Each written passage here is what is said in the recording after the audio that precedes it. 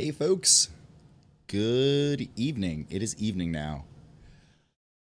Today is July 8th, 2020. Welcome to the Worst Newscast. As always, I am the Worst Chase. Thank you all for joining me today. Appreciate you.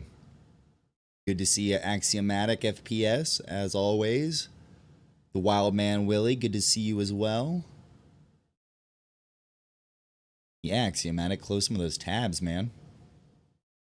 The man has arrived. Good to see y'all, folks. Hope you're all doing well today. Hope everyone out there is doing well, staying safe. Still pretty fucking crazy out there, although certainly not as crazy as things were last week. You'll have to forgive me. I'm definitely out of it today. I went skating for like 2 hours today, and it was hot as hell. But it was very fun. Very good meditation. Getting on the old skateboard, which I have owned for 2 weeks. It is now my only source of serenity in this world. Anyway, today we're going to be getting into the state of peaceful protests. How they somehow strangely have become a lot more peaceful in most places in the past few days. Is it because Trump arrested all the Antifa? Is it because all the outside agitators were taken care of? Or is it because the police backed down? We'll find out. Also, what has been accomplished? What has all this been for? It turns out a lot. It's been a tough week seeing a lot of really disturbing footage, but a lot of good things are starting to happen, starting to get in motion. We shouldn't get ahead of ourselves, but I think we should be optimistic. In addition to that, protests around the world. A lot of solidarity from many countries. We're actually going to see a map of where protests are happening around the world. And finally, did y'all know that COVID-19 is still a thing? Because I think a lot of us forgot. We're going to be talking about that as well today. Again, thank you all for joining me. I appreciate you. Tooth surgery. Ouch. That sucks, homie. I hope you're feeling better. I had tooth surgery around this time like a year ago. One of them dang old COVIDs. You know. I don't know. I don't know where I was going with that. Well, let me get my news overlay up here. There we go.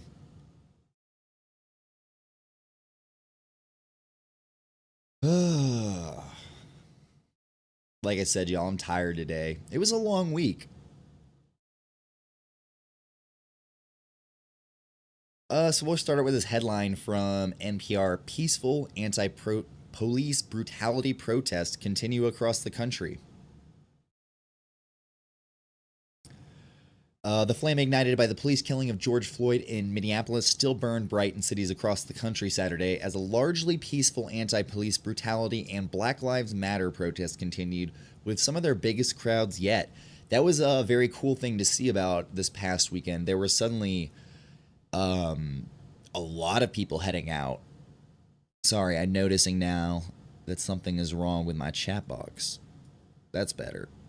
Hopefully it's good over here too. Yeah. I actually haven't checked the numbers for today, but we will check those out later for sure. In addition to the massive crowds that gathered in Washington, protesters in cities from Philadelphia to San Francisco are calling for racial justice and pressuring local officials to defund police departments in the second weekend of demonstrations since Floyd's death. In New York City, protests sprawled across New York City Saturday as thousands gathered from Manhattan to Brooklyn to demand an end to police brutality. De Blasio has been criticized for continuing the city's curfew and standing behind police actions, even as videos of police cars running over protesters sparked outrage online.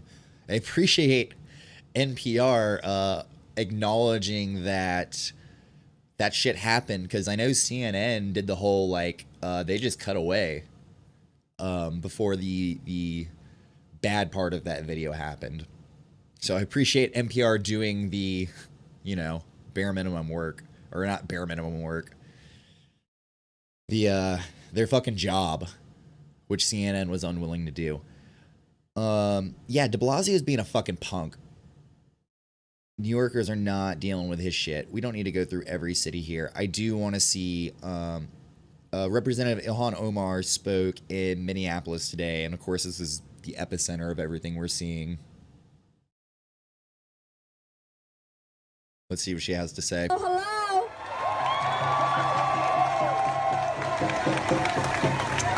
Say his name. George Floyd. Say his name. George Floyd. Say his name. George Floyd. So I'm Congresswoman Ilhan Omar. And she was wearing a mask that said "Stop killing black people," so she wasn't fucking around as soon as she came out. I'm excited to be here with you all. Yeah, NPR is not my favorite anymore either. We have demonstrated before. We have had calls to action before. We have seen our brothers and sisters shot in the streets, choked the life out of them, shot in their basements, in their own homes before. We have seen sit-ins at capitals across this country. We have taken over city council meetings before. We have all heard the call. It is nice to see for political reform. figures out because you haven't seen a lot of Democrats meaningfully entering the fray.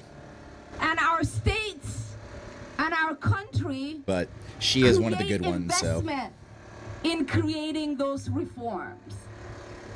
We've all seen what happens when good people of good conscience say, let's invest in diversity training. Maybe if we teach them that just because... Let's just keep watching Zootopia. Just keep showing them Zootopia. That'll fix the problem. For real, though, if y'all didn't know, that was part of their diversity training in Minneapolis. Guess that shit didn't work. Because I am a different color and a different gender, maybe they'll treat me kinder. Let's try to explain our humanity and make them see us as dignified people. Maybe that will stop them from killing us. We have also seen the calls for diversity. We have seen what happens when people say, well, how about we get a police chief that is a person? Nope, I guess they cut off there. Well, we got the gist of it. Good to see a Democrat coming out and saying that sensitivity training isn't enough, reform isn't enough, defund the police department. God, I'm such a fucking production nerd. I'm having such a hard time not staring at the news cameras, trying to figure out what they're using. It's not what we're here to talk about. Okay.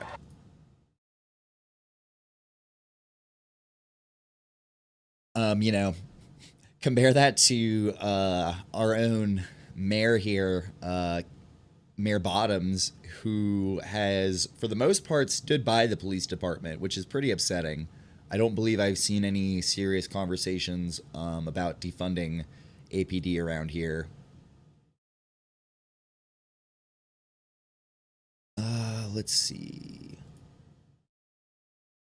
Oh, this is an interesting story. I actually read this one the other day and hadn't thought about it. In Klamath Falls, Oregon, victory declared over Antifa, which never showed up.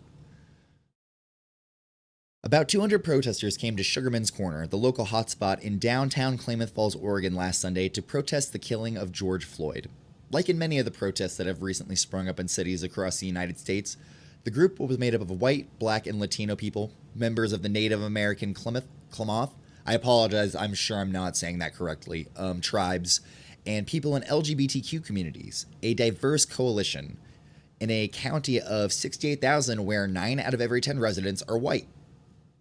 They held signs, said Black Lives Matter, peaceful. It was a positive gathering.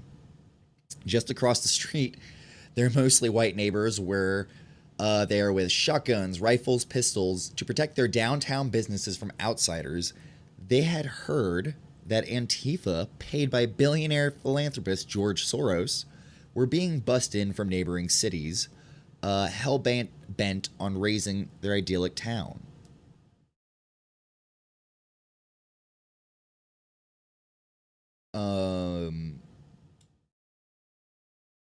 Frederick Brigham, 31, who was a black man in the community there, who was there to protest, said it felt like walking through an enemy war camp.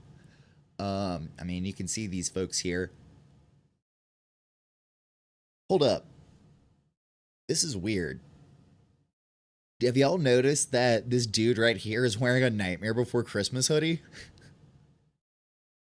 Interesting.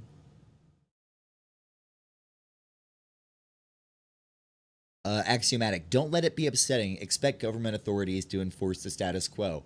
Yeah, very true. I mean, you know that I am a reformed liberal. But there are a lot of liberals right now who are thinking, honestly, they reduce it to, well, she's a woman and she's black, so she's going to take care of this issue, right? And as you said, she's aligned with the police. She's aligned with the status quo. My racist uncle said I was paid by Soros for my agenda. I'm not even a little bit surprised. Like, it's a weird go-to. I'm sure there's people in my extended family who believe in the power of Soros. Yeah, that's been a common story across, flyover states and stuff, that George Soros is paying to bust people out to start trouble. So this goes on to talk about how all these rumors were, of course, spread through Facebook. People kind of got hysterical, to be honest. I mean, like I said, they showed up with guns and met a very small group of peaceful protesters. Here's a quote from that same gentleman from earlier. A lot of these people came out because they swore that Antifa buses were in town, Brigham said. They couldn't believe that I was from here. They thought I must be a black man that came from somewhere else.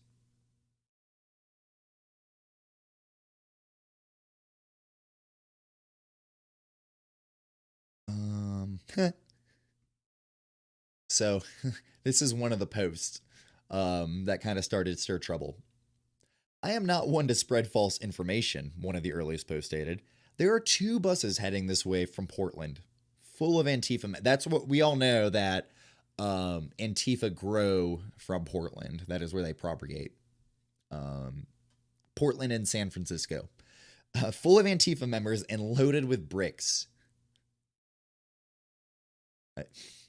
The whole brick obsession is weird to me. I don't know. I feel like people have gotten more inventive with their protest weaponry. And bricks are fucking heavy. Their intentions are to come to Klamath Falls, destroy it, and murder police officers. There have been rumors of the Antifa going into residential areas to, quote, fuck up the White Hoods. And of course, we know nothing like this has happened anywhere. In the one case where Antifa were in residential neighborhoods in D.C., people let them into their homes and took care of them. And to be fair, I don't know specifically that those protesters were aligned with, the Antifa movement. It's not an organization. We've gone over this.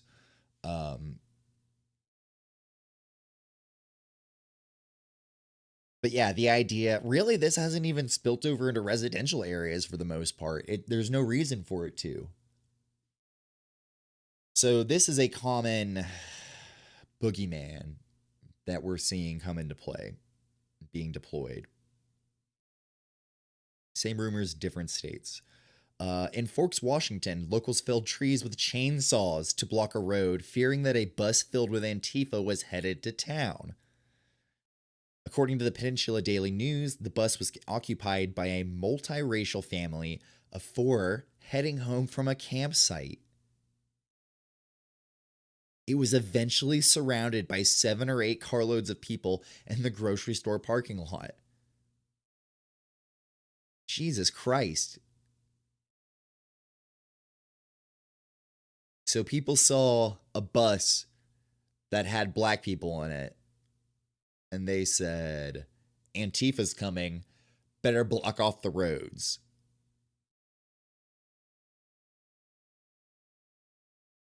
Axiomatic. I think it's kind of telling that right-wingers always suspect a Soros San Fran top-down cause because they seemingly can't imagine a grassroots bottom-up. Yeah. I mean, it's a party that is entirely dictated by corporate lobby interests. Not that the Democrats aren't, but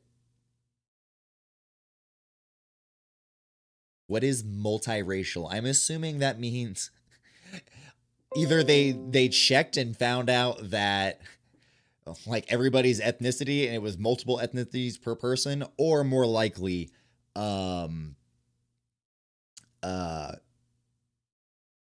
I'm having such a hard time keeping my thoughts today. Skateboarding wiped me out. I think it was just like a lot of different people of different colors in a bus.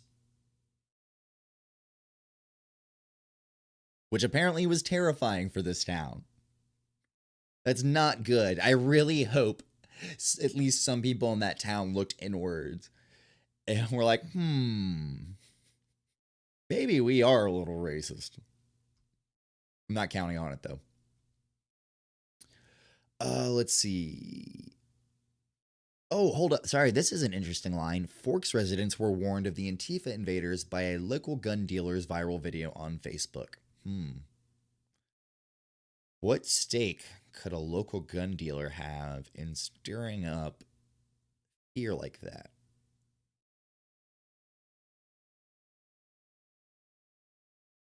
I don't know. It's a mystery. Truly odd. People are stupid as fuck, you know?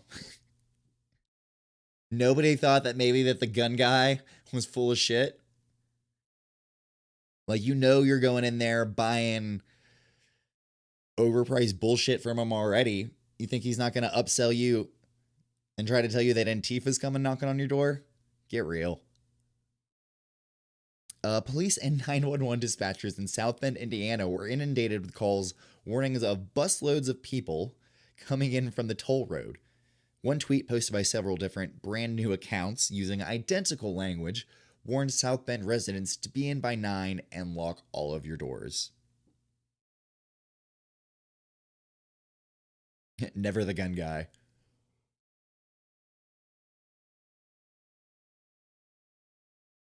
Chicago Mayor Lori Lightfoot, that's a cool name, Lori Lightfoot, decried a concerted effort out there to misinform after the city's police scanner repeatedly warned of Antifa buses on their way into town amid protests Saturday night. I wonder if that was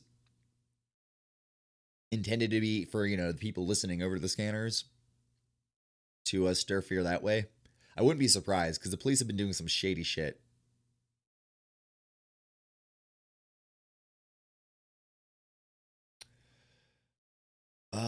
How long is this video? Let's see this. White nationalist group posing as Antifa called for violence on Twitter. Twitter has suspended an account run by a white nationalist group that was pretending to be Antifa, the far-left group, and one of President Trump's favorite target. The group was calling for violence. A spokesperson for Twitter says this isn't the first time the platform has taken action against the group, and that Twitter is trying to remove other attempts to, quote, disrupt the public conversation around the protests. Joining us now, former FBI Assistant Director for Counterintelligence and NBC News national security contributor, Frank Figliuzzi. Frank, just talk to me about how dangerous and how opaque this is, the actual people inciting. That's an interesting point, Axiomatic. Isn't South Bend the population largely black people? Or I thought that was the impression I had gotten. Busloads is definitely a dog whistle now. Yeah, definitely. Although, I guess based on what we've heard about the police in South Bend, there's probably a culture there of, white people being shitty, basically. Certainly not Mayor Pete. Anyway. the chaos that we're seeing on American streets. A couple of thoughts, Nicole. First, I think this really reflects how incredibly complex and challenging the role of law enforcement is going to be here. They are up against it right now with groups pretending to be other groups on opposite sides of the political spectrum, all of them potentially dangerous and risky. It makes the intelligence operation that's going along with the violence suppression extremely complicated. Second concern that I have, Nicole, is I'm becoming extremely concerned that when law enforcement does its job, rounds up the most violent groups and entities and individuals, that politically that it won't be received well if it's not the right people being arrested or the right groups being suppressed. Man, I don't want to agree with the FBI, but he's making a good point here. We're in a very, very delicate time right now, and that's why you're seeing law enforcement agencies across the country really giving us a big fat no comment on when we ask them to name the groups and individuals and organizations that they're finding on their streets. Sources are telling me they run the spectrum of groups and diverse political opinions, but you won't hear that coming from our Attorney General or from our president. Interesting. So in 2013, the police department in we heard now from the FBI guy. I didn't catch his actual title. I was going to say director, but I don't think that's what he was. That a lot of outside antagonists that they are seeing are white supremacists, which is interesting.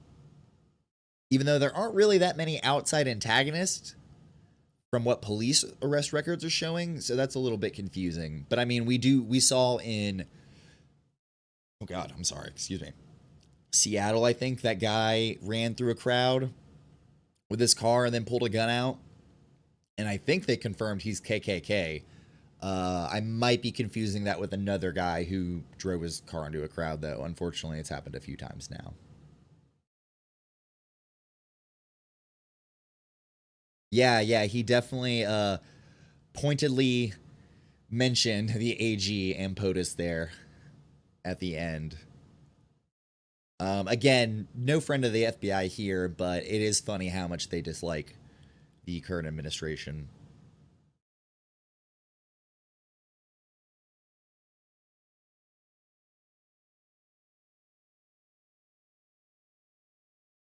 Let's see. Okay, let's see here. The armed man who live streamed the protest, who was worried about Antifa coming to murder white people, posted an update to his Facebook page acknowledging the risks had been overblown. You think, buddy? Jesus. I know your hearts and minds were in the right place, he wrote, but a lot of the info was bad. Fucking morons. Still others remain convinced that Antifa had been seen there that night, much like Bigfoot, skulking around. Story spreading online, Antifa retreats from suburb after business owner and neighborhood shows up with guns, stated the headline on the website News Punch, one of the internet's most notorious fake news destinations. The article quotes a Facebook post by Dan Klein, the owner of a local billiards bar.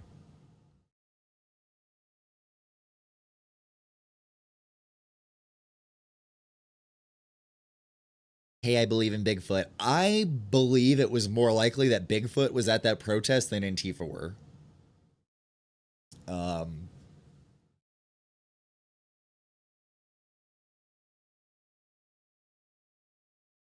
You know, someday I really do want to get on here and just talk about, like, cryptids and shit, because I love that stuff. I'm a big Jersey Devil fan. Also Mothman.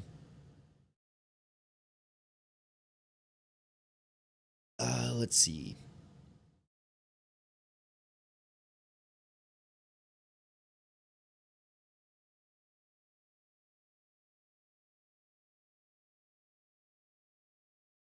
So yeah, not much more going on in this story. It's funny, but it's also concerning.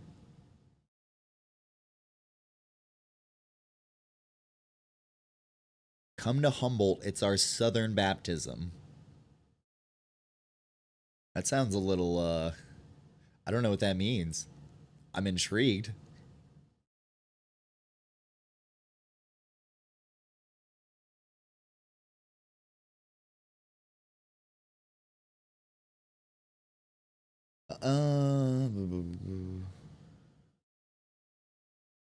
Okay, we're gonna watch this next clip of a 15-year-old getting yelled at by a bunch of activists. It's really a terrible thing. I don't know why they were picking on him so bad. Nah, this is the mayor of Minneapolis, Jacob Frey, who looks like a child with his mask on. He, after making a big show of crying at George Floyd's funeral, he showed up to this protest, and he was asked by the protesters there if he would defund the police department, and he gave a bullshit answer, and they were not happy. And we're gonna watch that. Bigfoot. Oh, Bigfoot is the Humboldt religion. Interesting. Kind of like, where's Area 51 at? New Mexico? Yeah, Roswell. Kind of like them and, you know, their big boner for aliens. Now, could it be, Wildman, that maybe Humboldt's really into Bigfoot because also they're really into weed? Is there a connection to that? Potentially?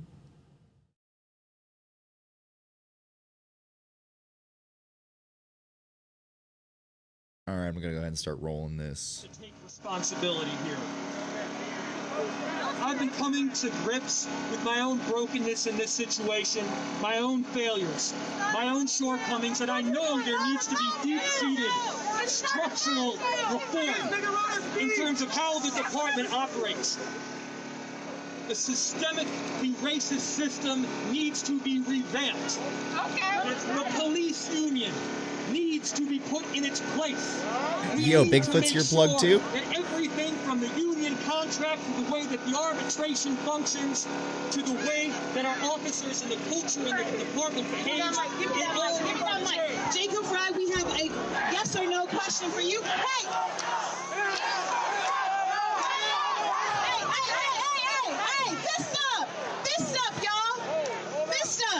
For real, the first time I watched the video, I didn't know what was going on, and I thought they were just shaming a teenager.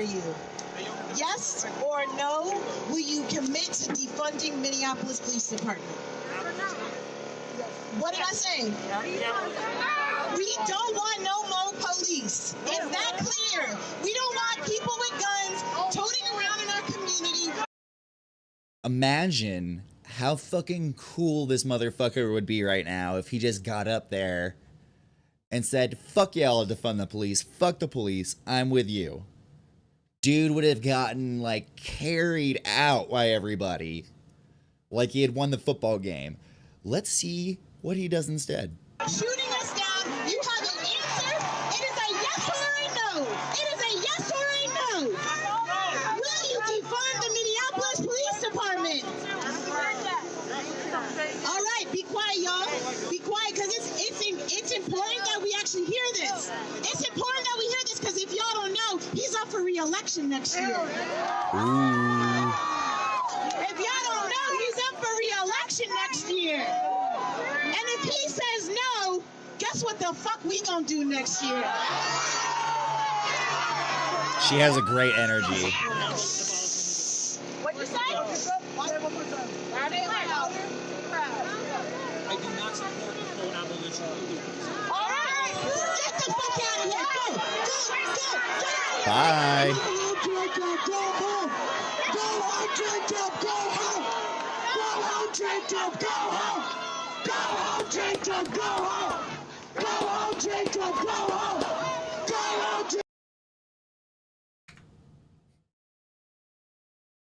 Oh, y'all like that? Don't worry, I got more.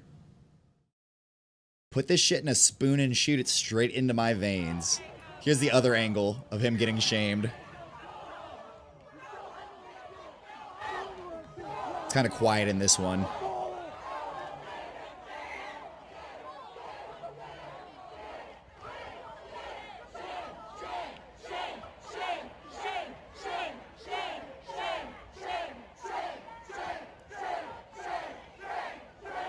Like, the empath in me is trying to crawl out of my skin right now, but also, fuck this dude. Oh my god, look at that walk. He has so far to walk. Fuck yeah. Great stuff. I love it. I don't love that he did not commit, though. What a fucking joker, man. Not surprising, though, as we said earlier. Thankfully, we're going to talk about some groups that are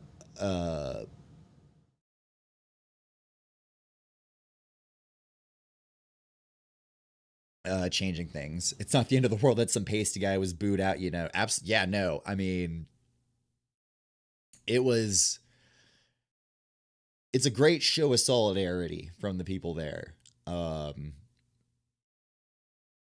And I'm sure people are going to piss and moan and cry about people being disrespectful to him.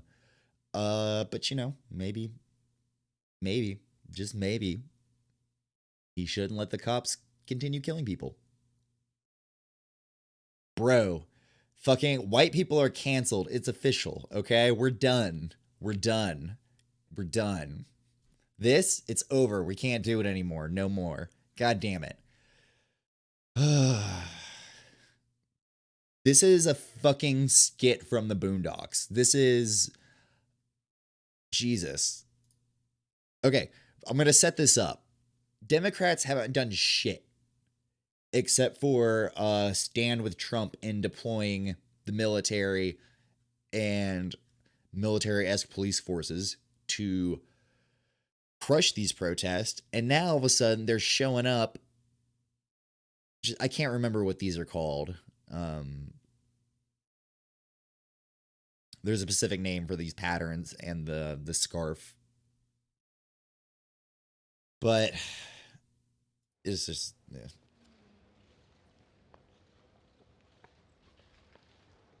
God, it's so awkward.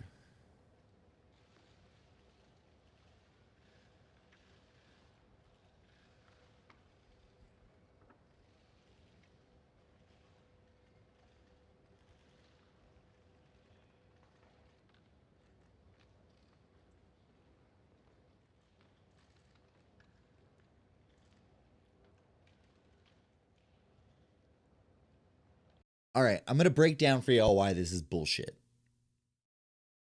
We're the ones who kneel. We're the ones who protest. They are the ones who do shit. They don't come out here and fucking protest and show us symbolic gestures. It's fucking meaningless. And good God. The arrogance, I think, is what it is. It's... And it just, like, if they had done this in the 90s, you'd be like, yeah, you know, that's where we are. That's how white people do. But we're not in the 90s. It's, you know, year of our Lord 2020. And, like, I'm really surprised Nancy Pelosi didn't show up in a full dashiki and try to start, like, doing, what is it called? Slam poetry? Yeah. Now, granted, they have made some proposals. Not like it's going to go anywhere. Now, keep in mind, these are only for federal police.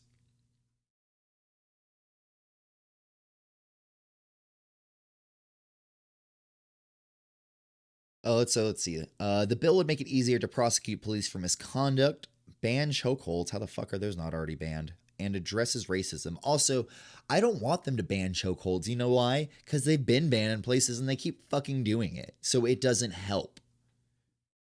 It doesn't matter how much we ban things. They just do it anyway. And rarely do they get in trouble for it.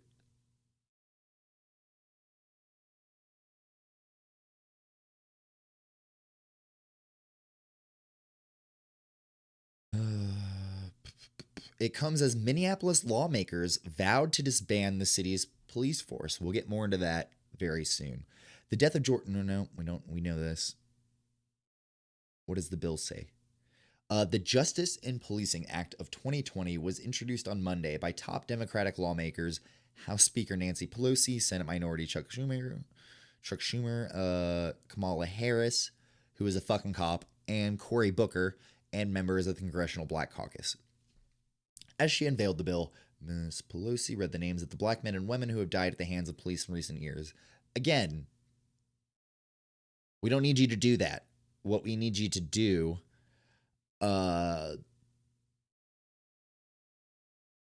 is change the shit. Get rid of the fucking cops.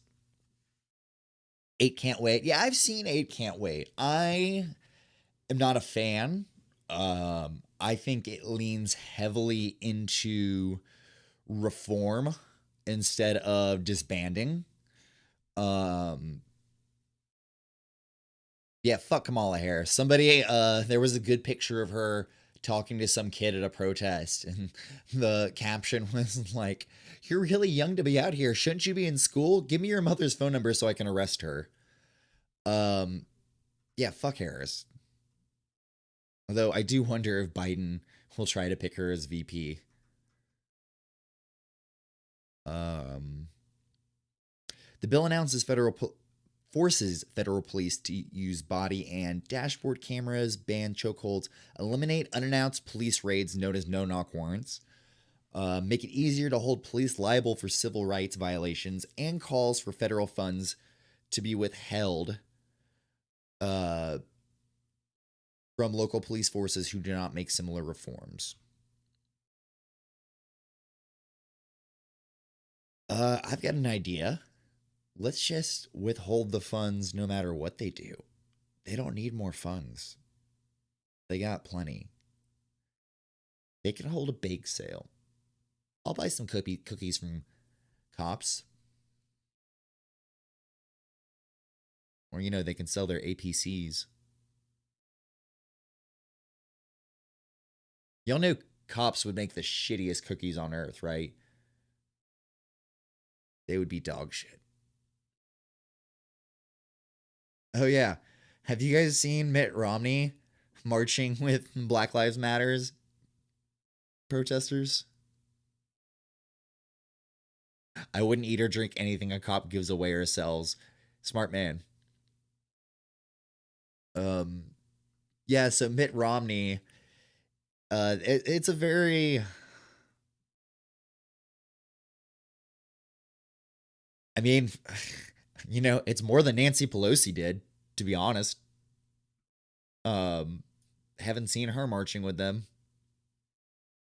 Some people have opined that maybe this is him setting himself up to run against Trump, which shit ain't gonna happen.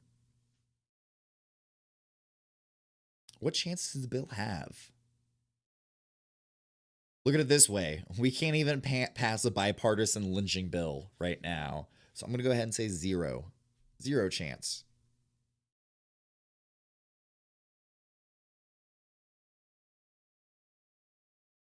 Yeah, this isn't telling us anything new. All right. Yeah, Biden opposes defunding the police. Mittens is goofy as fuck. As protests against police brutality have unfolded across the country, calls to defund or abolish police departments are picking up traction among activists and even sparked a pledge by the Minneapolis City Council to dismantle the police force there. Fuck yeah. But Joe Biden's campaign said on Monday that the Democratic Party's presumptive presidential nominee does not support that approach. Quote, "I'm a big dumb dipshit and I love cops." Joe Biden. That's not what he said. Vice President Joe Biden does not believe that police should be defunded. Biden campaign spokesperson Andrew Bates told NPR in a statement. More like Andrew masturbates. Am I right, folks?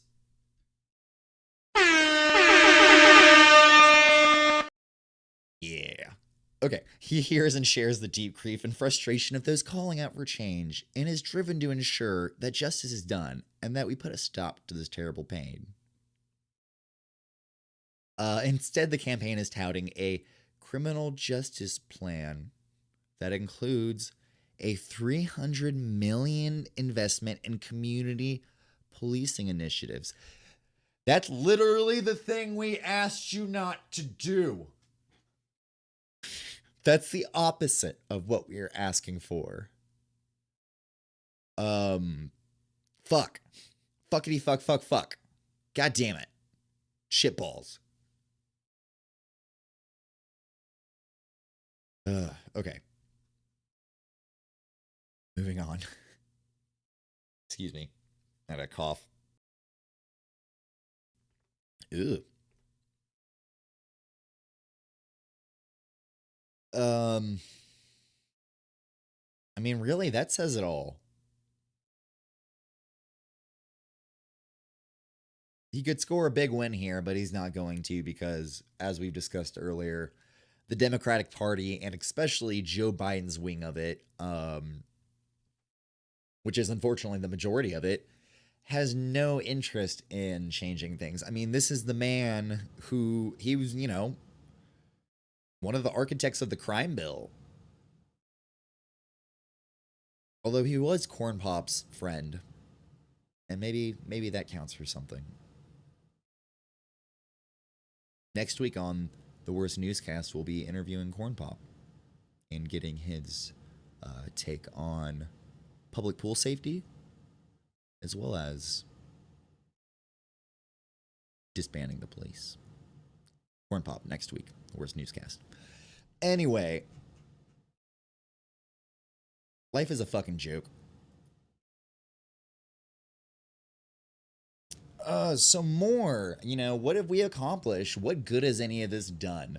2 Buffalo police officers charged for shoving elderly protester. I know we all saw this really just terrible video of the old man approaching police peacefully and then getting knocked on his ass and having blood coming out of his ear, and the cops, for the most part, just walk past him. The National Guard ended up picking him up. It's terrible. He did recover. His name is Martin Gugino? I apologize, y'all. Feel free to correct me. 75. They threw a 75-year-old man into the ground. I mean, I'm laughing because it's so ridiculously awful. It's something that like a movie villain wouldn't do, and the police are out here doing it and making excuses for it. You had people like, fuck, I can't even remember his name right now. You had right-wing grifters trying to claim that the guy had tripped, which was insane. It was very easy to see in the video what had happened. So after a lot of outcry, these 2 assholes are getting charged with a crime. Now there is an interesting twist to the story that some of y'all may have heard. In reaction to this, 75, I think it was, 50 or 75 Buffalo police officers resigned from riot duty, basically. They resigned because they said, we can't do this anymore. This is so wrong that someone knocked down an old man. Nah, I'm fucking with y'all. That's not why they resigned at all. They resigned in solidarity with the 2 officers who pushed an old man down. That's why they resigned. It's truly disgusting. And yeah, they target the weak and vulnerable because they're scared. There are multiple videos out there right now of old people being shoved to the ground.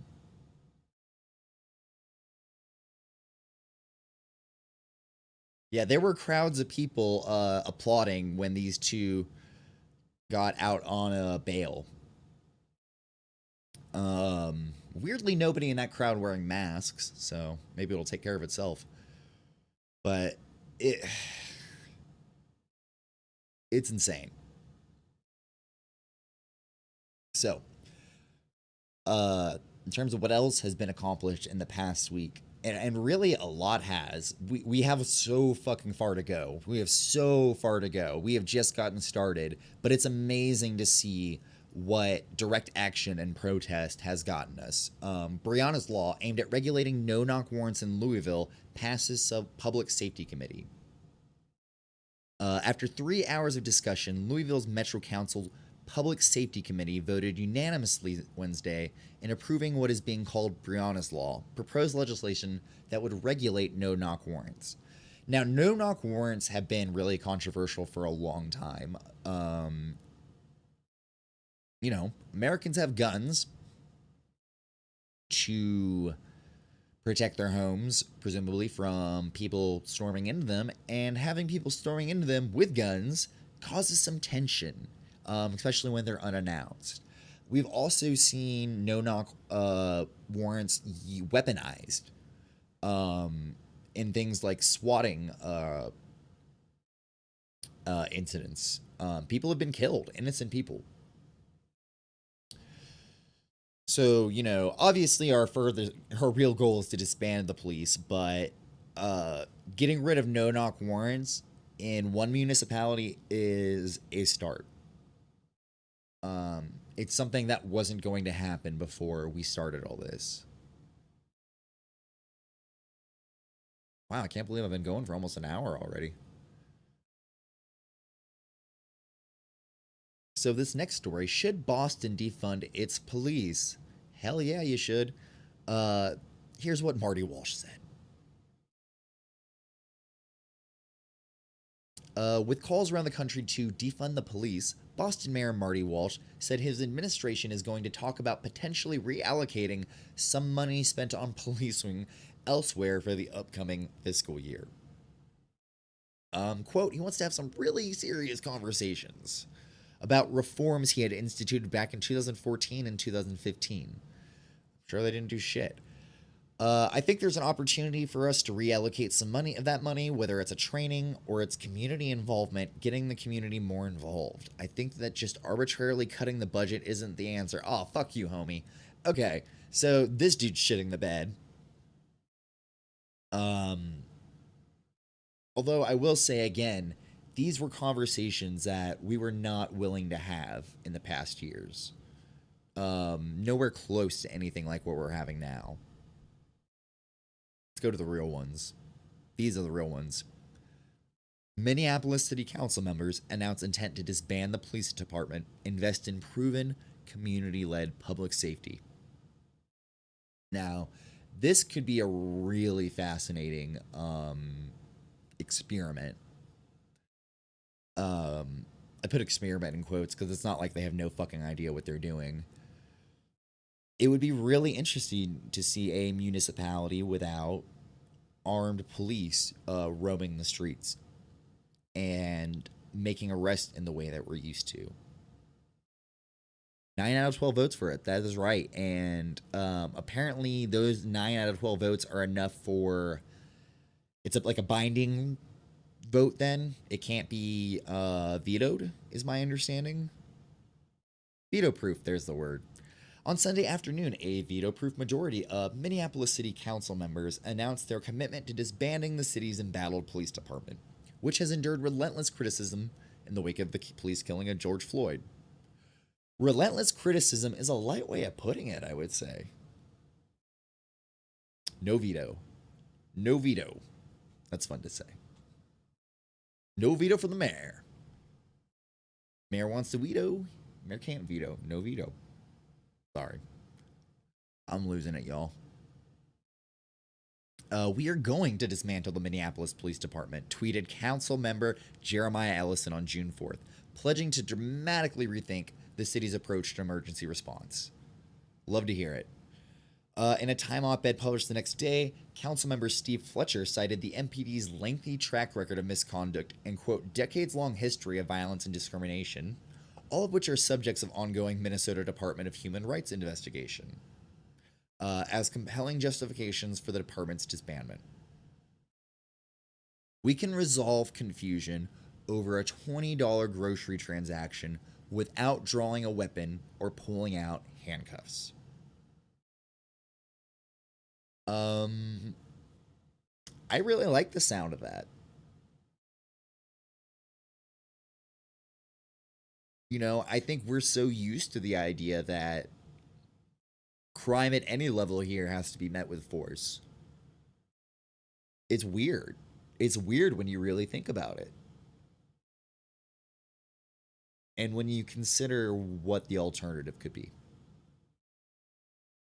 And you know, I don't know the details of what it would be like if somebody would, you know, were trying to use a actual fake $20 bill.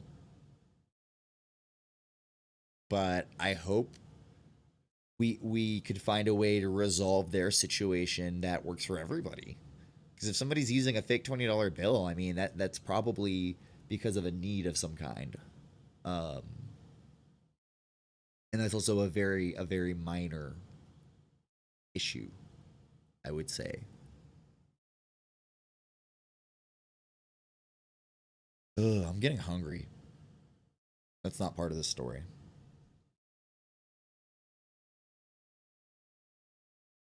So, I mean, this is big, though. This is really big. Disbanding Minneapolis is not a bumfuck town.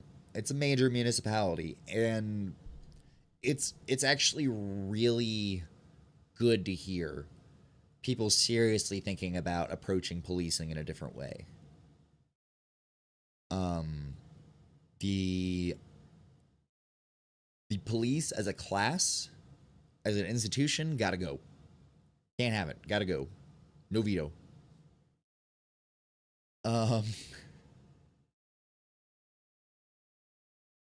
Now, of course, we saw that the mayor, the little mayor Jacob, does not want to do that, but it sounds like that's too damn bad based on the no veto. So I'm really curious to see how this plays out. Keeping this one in my back pocket for, you know, little optimism later.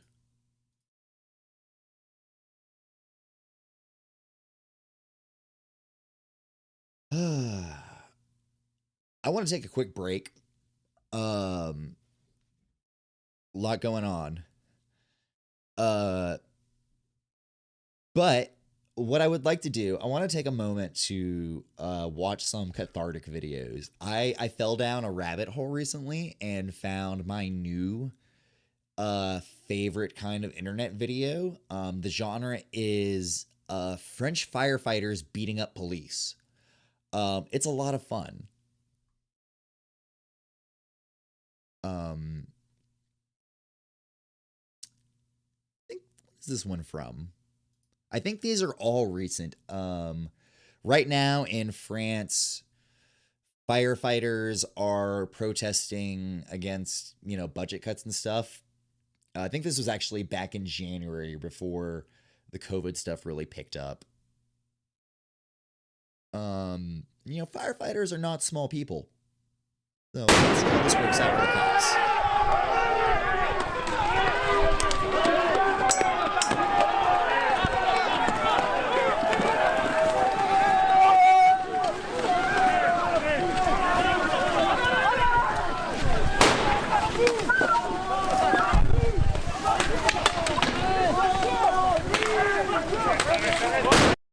Now, you may be saying to yourself, is that a fire? You're goddamn right it's a fire.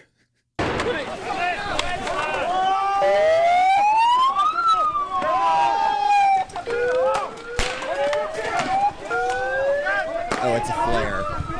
Although I think it might have started a little fire.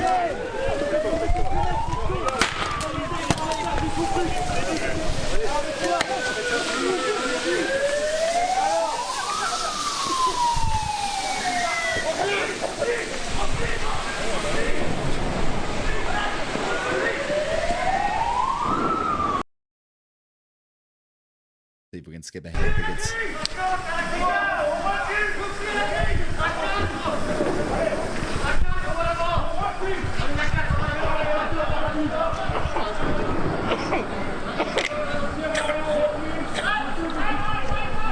Yeah, they fucked with those cops good.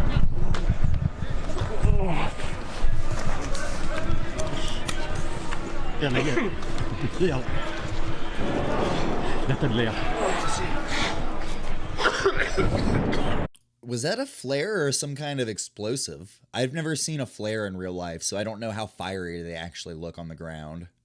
I've only seen like the ones we have in the US on the roadside, but they aren't that bright. Damn.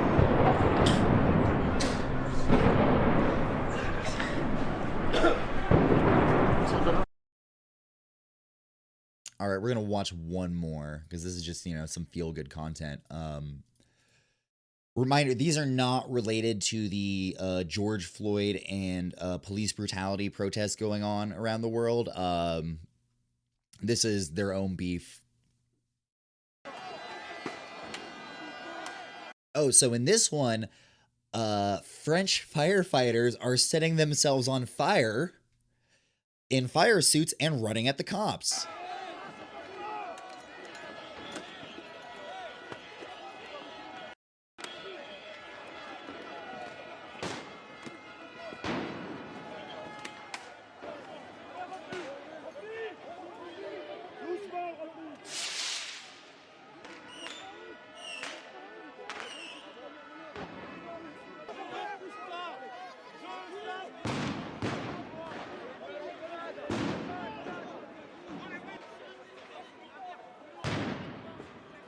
Just walking through them.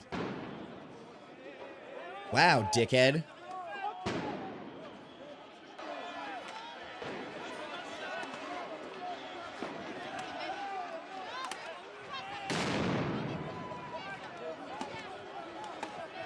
In France, they call a beef a filet mignon. These guys got major filet mignon.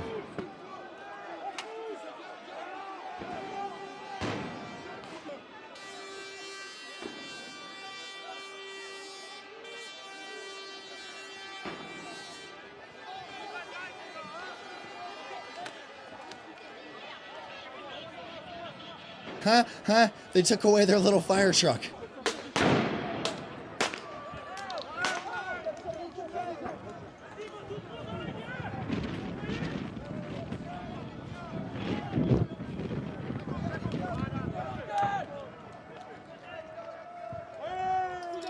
I have a feeling tear gas doesn't work real well on firefighters.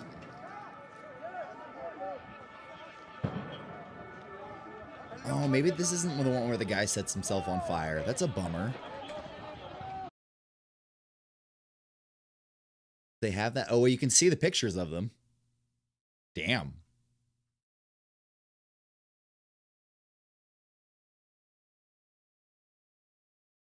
Now, keep in mind, these are fire suits. They're not, like, actually self-immolating. But it is still a powerful statement.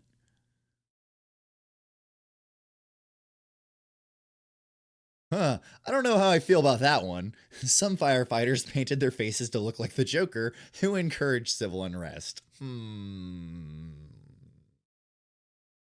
Oh, France. At least it's not Guy Fawkes masks, I guess.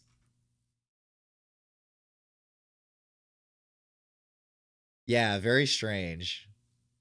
I don't know.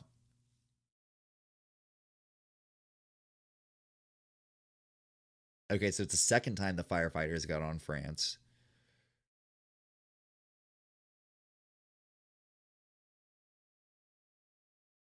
Anyway, back to our scheduled programming. I think I'm gonna skip this one because this one's it's a lot of exposition. Oh, I missed something. 1 second.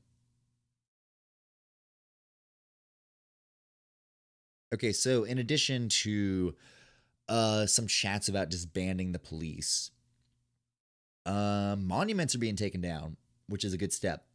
Specifically Confederate monuments, because fuck them. No monuments for losers, am I right? Workers on Monday night began the process of taking down the 115-year-old Confederate Soldiers and Sailors Monument in Birmingham's Lynn Park, the focal point of protests that turned into unrest in the city's Sunday night and early Monday. This is from last week, by the way. The process to remove the monument started on the 212th birthday on June 1st of Jefferson Davis. Who gives a fuck? President of the Confederacy. Davis's birthday is still celebrated as a state holiday in Alabama. Birmingham Mayor Randall Woodfin vowed to work quickly to remove the Confederate monument demonstrators tried to tear down Sunday night, though he did not give a time frame or specifics. A large crane arrived just after 10 p.m., and the top section of the obelisk was removed. The second section was removed an hour later, followed by a smaller one. So yeah, they just got that shit out of there.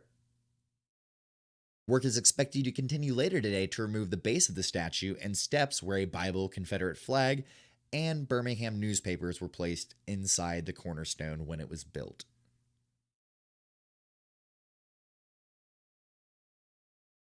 Interesting. About an hour before the crane arrived, nearly a dozen protesters were arrested in the park.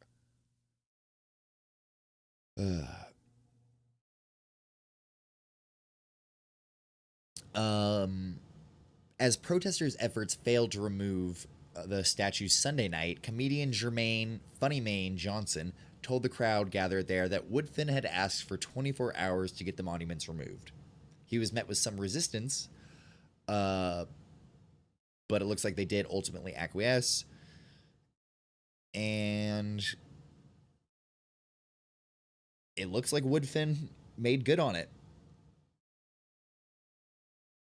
I don't know if y'all saw in the UK, they also tore down that statue of a man who was heavily involved in the slave trade. I can't think of his name right now. Fuck him. So that's fun. Thank you, England. We love y'all.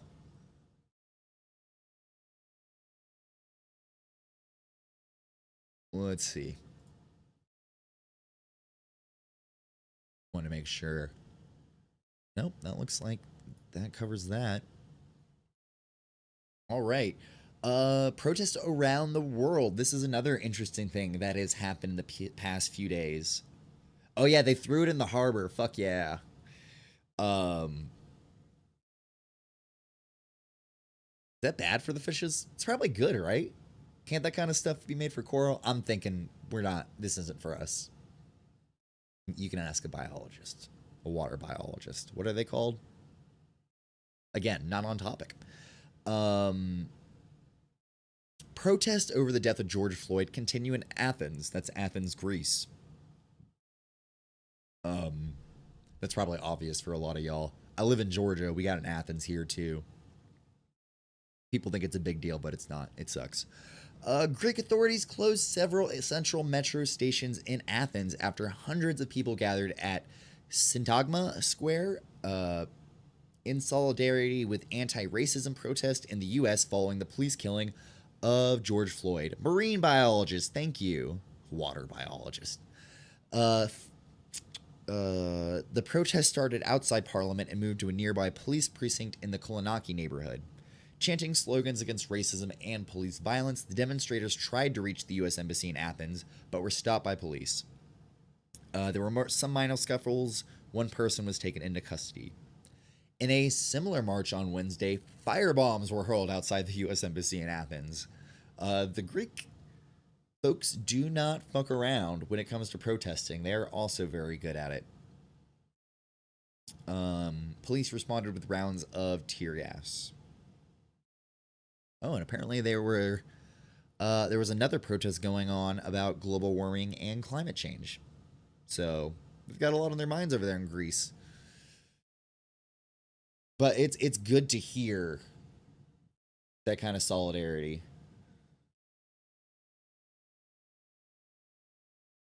Yeah, I think in Greece they don't have the kind of reverence for the police that we have.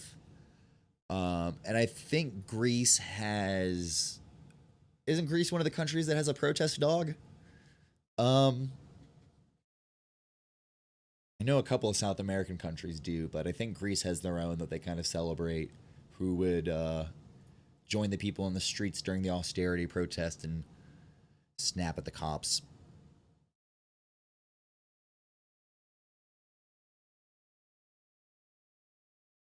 This is not the one I wanted. Here we go. So Al Jazeera put up this interesting resource mapping anti-racism solidarity protests around the world.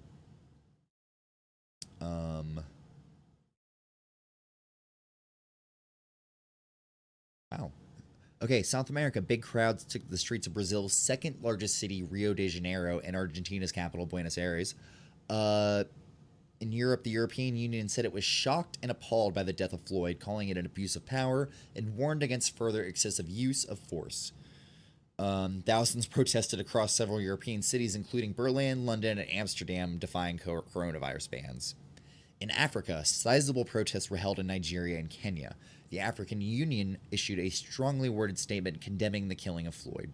U.S. embassies in Kenya, South Africa, Tanzania, Uganda, the Democratic Republic of Congo, and Zimbabwe also issued statements of concern over Floyd's death.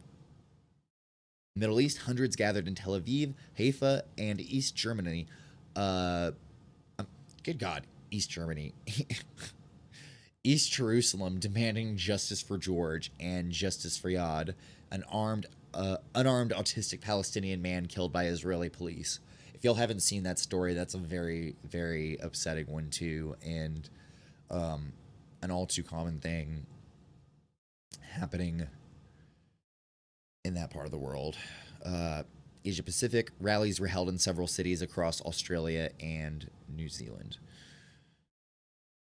So we have this map here all across the United States, a few places up in Canada, several places here in Australia, kind of all the major locales as well. South Africa, Korea, Japan. Yeah, I remember hearing about Japan. And Pakistan? Yeah. So, you know, this is reaching everybody at this point. This is no longer an isolated thing here in the States. It was very interesting to me the language that the European Union used. It's the kind of language that we typically use when we are dealing with despots. You know,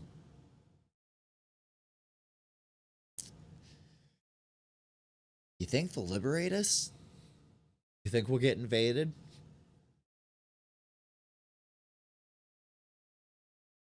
Which country would y'all most like to be invaded by?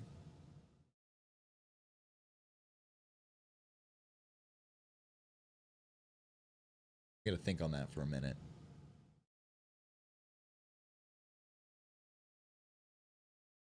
Don't want to be invaded, yo. You don't got a choice.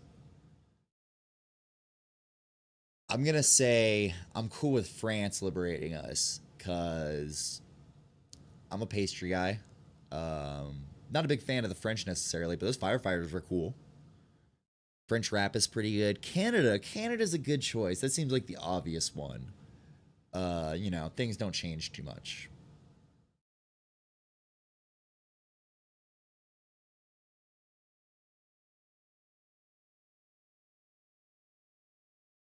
Let's see here.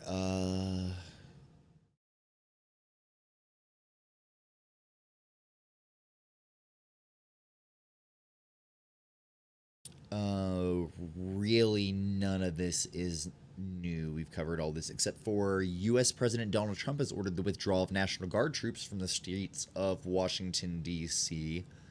Did y'all see that Utah National Guard was there? It was really weird. Mayor Bowser kicked them out at the hotels there. I don't know how the fuck they got all the way over there.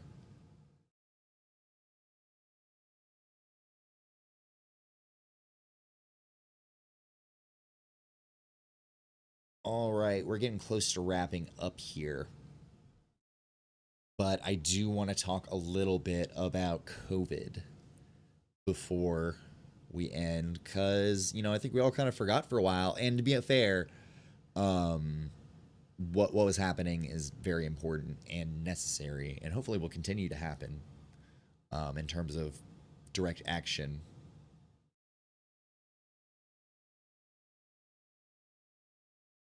Global COVID-19 deaths surpass 400,000. The United States is now at more than 109,000 as of yesterday. We account for more than a quarter of those deaths. Worldwide, more than 6.9 million people have been infected with the coronavirus since the first known cases began to emerge. The U.S. has seen more than 1.9 million cases, but in cities across the country, demonstrators have set aside fears over the coronavirus in recent days to rally by the thousands against police brutality and mass protests ignited by the death of George Floyd. Yeah, they kind of didn't mention Memorial Day because that was definitely an issue too, and just everybody kind of quitting and caring. That's the thing. It's not like it's just the protesters out and about. Everybody's out and about now. Everyone has decided they don't care anymore. Well, let's check the numbers. COVID 129 is not a thing.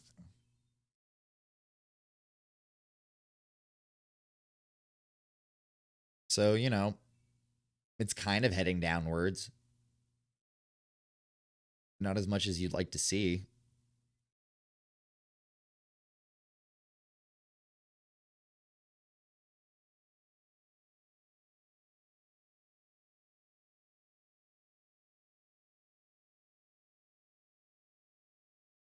So 18,000 new cases yesterday. Let's see how we're doing in Georgia.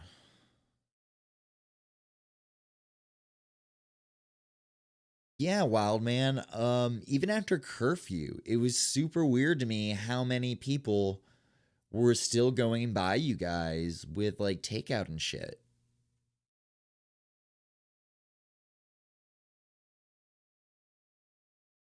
Let's see. So June 4th, we were at 953 here in Georgia. Looks like the numbers have been a little lower, although, I mean, 738 is not much lower. 538.9 as of yesterday. I suspect we will see these numbers begin to climb again as the effects of the reopening kind of set in, as well as the protests.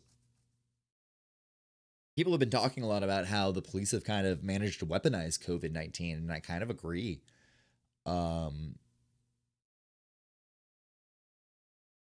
You know,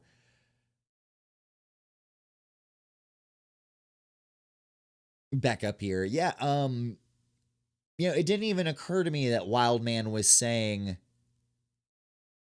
that the restaurants were open, because that is true. People are dining in now, which is insane. Won't be getting my ass in anywhere anytime soon. Sorry.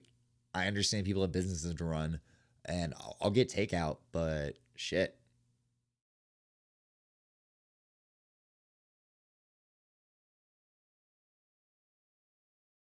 You see that we are now in the Trump recession. Are we in a recession? The market's been real fucking weird.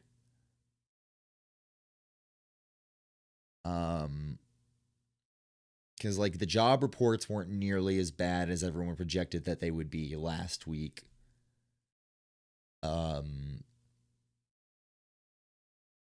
And the stock market's been on a tear the past couple days. Not that that means anything for the average individual. Mostly that just means, you know, people who already have money are able to make transactions again.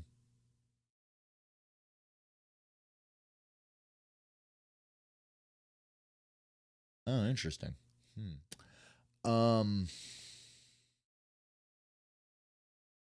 You know, at this point, it's almost like there's really not that much to say about COVID. I mean, it's happening. I don't know what other updates are happening because no one's talking about it. You know? We're not really having many discussions about what things reopening are going to look like in terms of government and schools. We're still kind of in the dark on that with a lot of people. I do want to check New York real quick.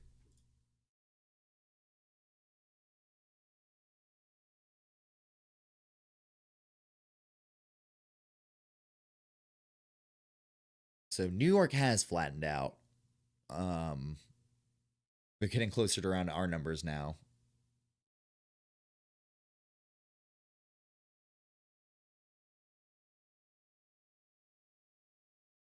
Jesus Christ. Man, May 5th was a really bad day.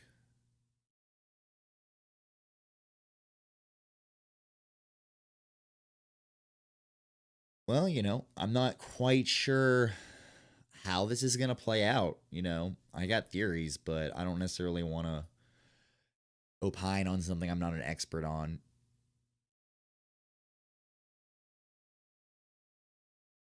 I don't know. Well, that covers that part of the worst newscast. There is one more story I want to bring up before we go. Actually, two things. This one is going to be my what the fuck story of the day. Pentagon war game includes scenario for military response to domestic Gen Z rebellion. In the face of protests composed largely of young people, the presence of America's military on the streets of major cities has been a controversial development. But this isn't the first time that Generation Z, those born after 1996, has popped up on the Pentagon's radar. Documents obtained by The Intercept via the Freedom of Information Act reveal that a Pentagon war game called the 2018 Joint Land, Air, and Sea Strategic Special Program, or JLAS, offered a scenario in which members of Generation Z, driven by malaise and discontent, launch a Zebellion in America in the mid-2020s. It's very interesting to me that they know that Generation Z is going to be pissed, but they're not going to do anything to address it. Excuse me. The Zebellion plot was a small part of JLAS 2018, which also featured scenarios involving Islamist militants in Africa, anti-capitalist extremists, and ISIS successors. The war game was conducted by students and faculty from the U.S. military's war colleges, the training grounds for prospective generals and admirals. While it is explicitly not a national intelligence estimate, the war game, which covers the future through early 2028, is, quote, intended to reflect a plausible depiction of major trends and influences in the world's regions. Axiomatic, yeah, really sane and not bonkers to label an entire generation as rebels. It's the most fucking, the children must be wrong perspective to take. It's peak those damn kids.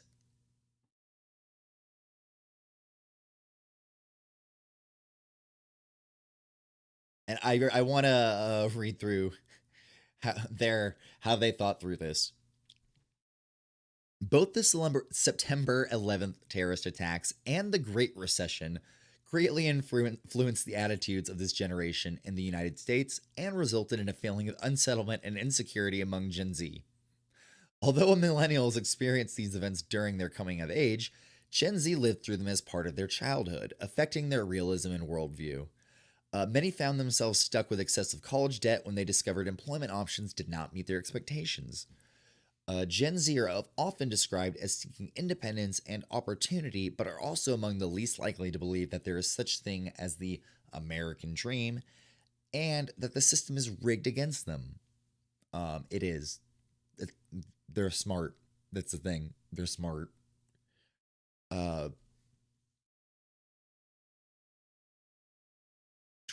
Frequently seeing themselves as agents for social change, they crave fulfillment and excitement in their job to help move the world forward. Despite the technological proficiency they possess, Gen Z actually prefer person-to-person contact as opposed to online interaction. They describe themselves as being involved in their virtual and physical communities and as having rejected excessive consumerism. It's true all the time when I talk to my daughter and her Zoomer friends. They're always saying that they're involved in their virtual and physical communities and that they have rejected excessive consumerism. All they talk about. Although, to be honest, that last bit, they kind of have in some ways. And they are very aware of what's happening right now with George Floyd and Breonna Taylor and the police. They're not happy. The next generation is actually doing all right. During face-to-face recruitment, would-be members of Zebellion are given access to instructions for going to sites on the dark web that allow them to access sophisticated malware to siphon funds from corporations, financial institutions, and nonprofits that support the establishment. The gains are then converted to Bitcoin and distributed to worthy recipients, including fellow Zebellion members who claim financial need. Actually, that kind of fucking rules. Yeah, that's what... Can we do this? I'm here for it. Yeah, it's like a combination of Robinhood and Office Space.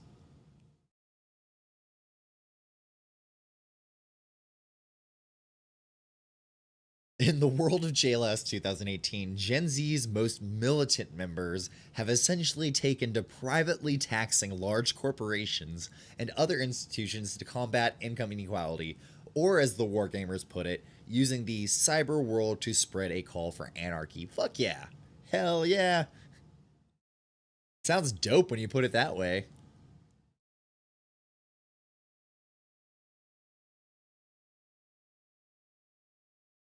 Seeing if there's anything other particularly interesting here. How bizarre. I mean, the cynicism in that perspective. I love all the free publicity for anarchy. I know more people are questioning or asking questions about anarchy than ever. And if you're watching this and you do have questions about anarchy, a really great, really accessible resource is Kim Kelly has an article for Teen Vogue, which I know sounds silly, but Teen Vogue has been doing really great reporting for a long time right now. And she has an article called it's something along the lines of "Why is pop culture obsessed with anarchism?" And it talks about that obsession and kind of lays out some basic ideas about anarchy. It would be kind of pedantic for you, Axiomatic, but for other people, it's a great resource, and it also links to more advanced texts on the subject. Finally, I can put on all my clothes from 7th grade. Yeah, man.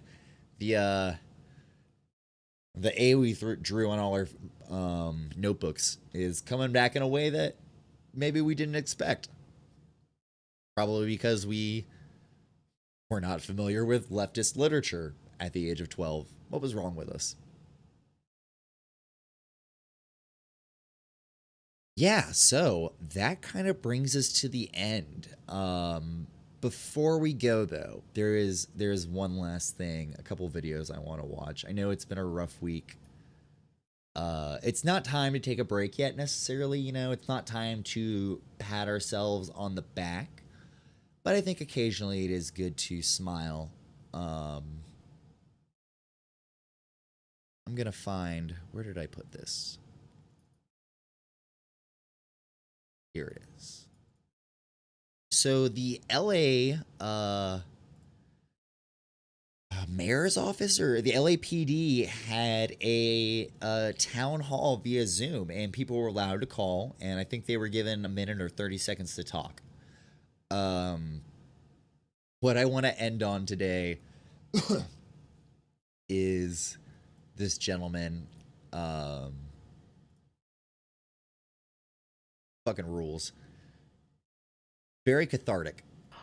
Doesn't change anything, but it's cathartic. Black Lives Matter, defund the police. I find it disgusting that the LAPD is slaughtering peaceful protesters on the street. I had 2 friends go to the protest in Beverly Hills a couple of days ago, and the protest was peaceful until the police showed up with their excessive violent force shooting rubber bullets and throwing tear gas. Is this what you think of protecting and serving? Because I think it's bullshit. Fuck you, Michael Moore. I refuse to call you an officer or a chief because you.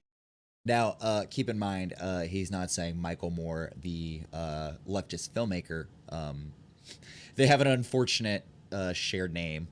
You don't deserve those titles. You are a disgrace. Suck my dick and choke on it. I yield my time. Fuck you. Thank you, Juan Ramirez. Thank you, Juan, because that fucking ruled. I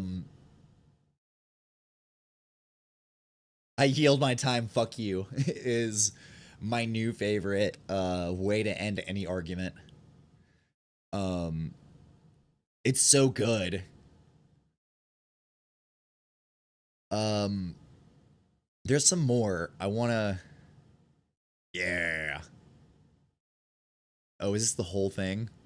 We don't need the whole thing. 8 hours. 8 hours of them just getting reamed. These incidents have to be investigated. To the public, I ask, please share. Oh, over here.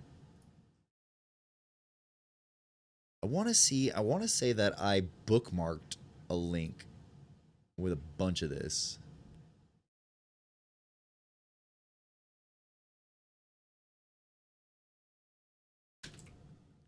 Oh, I'm an idiot. It's right here.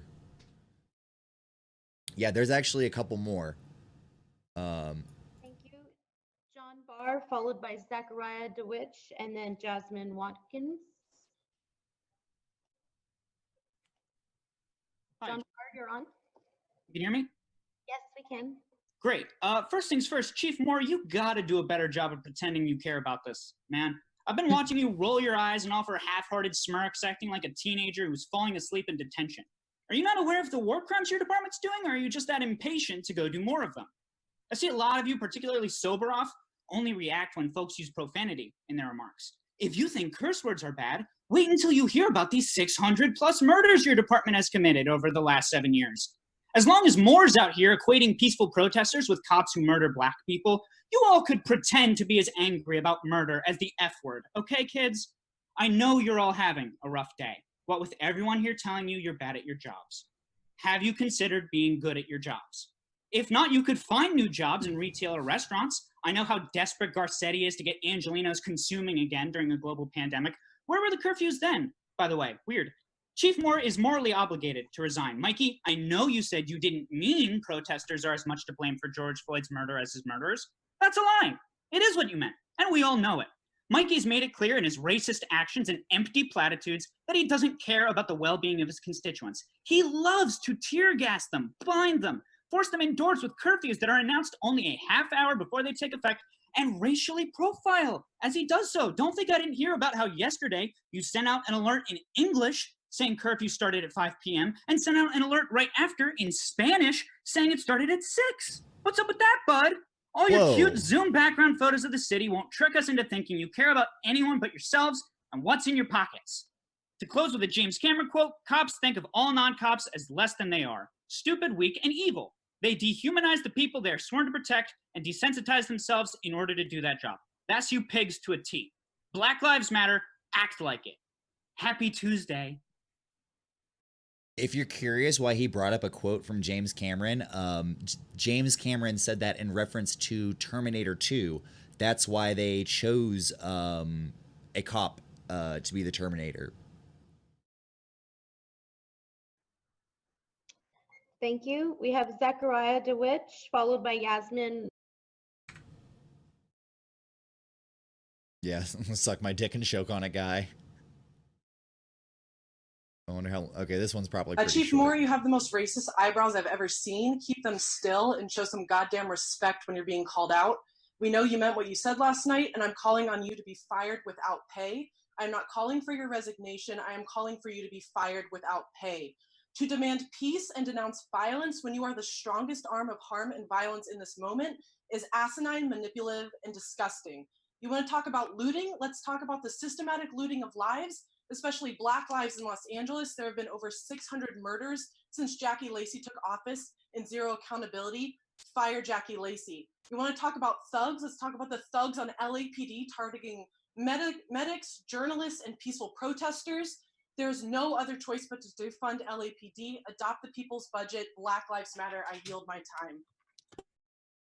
That one was actually pretty mild, but she made some great points. All right, let's watch one more before we get out of here because these are good. Josh? Hello? Says Hi. you muted. Hi, you can hear me. Okay, great. I just want to say congratulations. You're all getting famous for being faces of corruption and evil. You cowards are using chemical weapons on peaceful protesters during a pandemic. You make me fucking sick. Especially you, Steve and Eileen, you repugnant little babies. I'm so sick of seeing you two messing with your phones and squirming this entire time. You are doubly disgusting. You work for us. Don't you fucking forget it ever again. And Mike Moore, you need to be fired immediately. But hey, little guy, you can always learn how to code. Black Lives Matter. Thank you. We have Oh shit, he really pulled out the learn to code on him. Damn. Ugh. Melted in a spoon and put it straight into my veins, man. It's good shit.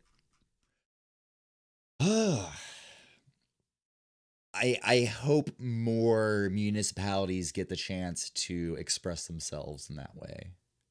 I think we need it. And I think some people need to hear it. I definitely would like to say some similar things to that to Mayor Bottoms, Governor Kemp, Chief Erica Shields. Thanks, man. I appreciate that. I'm glad you guys tuned in. I'm glad you guys enjoyed it.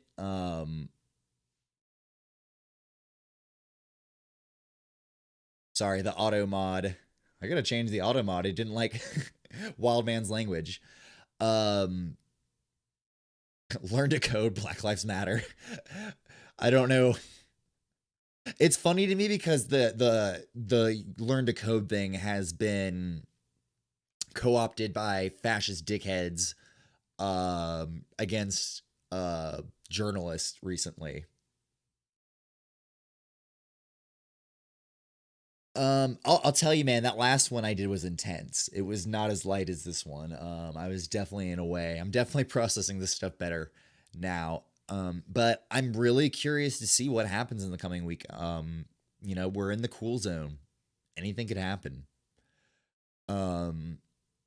Couple shout outs real quick. Thank you to my main dudes, Wildman Willie and Axiomatic, for joining me as always and keeping the conversation lively. Wildman Willie has a great stream. Go check out his clips and highlights because he was here in Atlanta protesting last week, on Friday actually. Ended up running into a commissioner and little baby. There was a lot going on. It was great to see it. Very happy that he participated. Also check out Couples Play Games. Great content from them too. They just got affiliate. So go congratulate them the next time they're on. In fact, I think they might be on now. I can't remember what their schedule is. Anyway, thank you again so much for joining, guys. Stay safe out there. Not just guys, everybody. Thank y'all. I'm trying not to use gendered greetings and yeah, y'all know. Thank you everybody for joining. I really appreciate y'all. I hope y'all keep staying informed. Fuck you, I yield my time. I guess that's all I got to say. Have a great one, guys. Thanks again. Take it easy.